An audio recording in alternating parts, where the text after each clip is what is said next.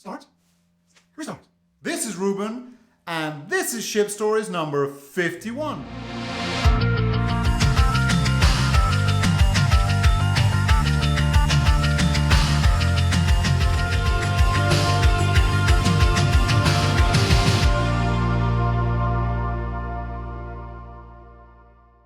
Thank you so much for all the good wishes for my 50th edition last week.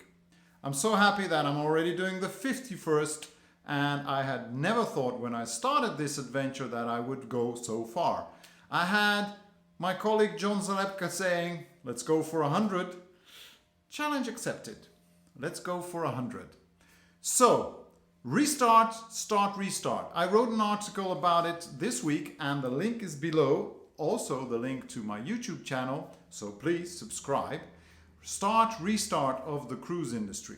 I guess you're all feeling it. We're getting started, especially here in Europe, and then we have to restart, and you seem to go one step forward, two steps forwards, one step back. Anyway, long story short, let's look at the cruise industry. So in 2020, 15 ships were delivered. This year there are approximately 37 remaining in order book. No cancellations, or not many, fortunately, fingers crossed. So there we go, restart. And there are 30 planned for 2022. Good thing is we see new orders coming up. Same in the ferry industry. Stena ordered extra E-flexors to be built in China. And we saw some new orders also this week for smaller cruise ships. But also great news, the National Geographic Lindblad ship, the National Geographic Endurance, was christened yesterday in Reykjavik, Iceland.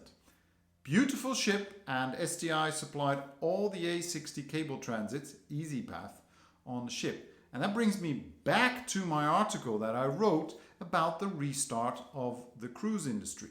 I'm getting inquiries and questions from our customers that say, we don't know when, but there is going to be an issue with these ships. There's not enough crew, there's not enough people to fly around, or you cannot fly them around, to do the maintenance on the ships that have been lying idle.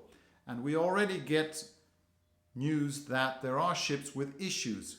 Maintenance that was not being able to be carried out during the time that the ships were off operation, or that now that they are scaling up with restarting with more passengers, they find out certain systems are not working.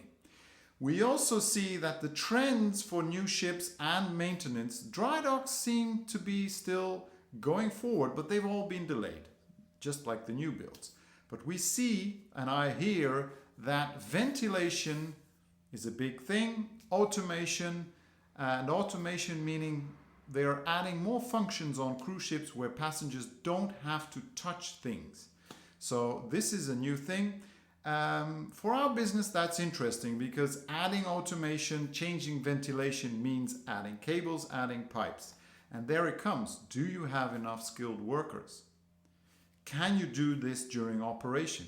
It's important questions to keep in mind that you keep to the fire protection, but also when you install the products, are you allowed or able to do hot work, welding? It's not very often.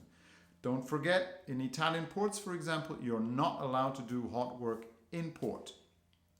When you're out at sea, doing hot work can be an issue because you have to close certain watertight doors because you're sailing.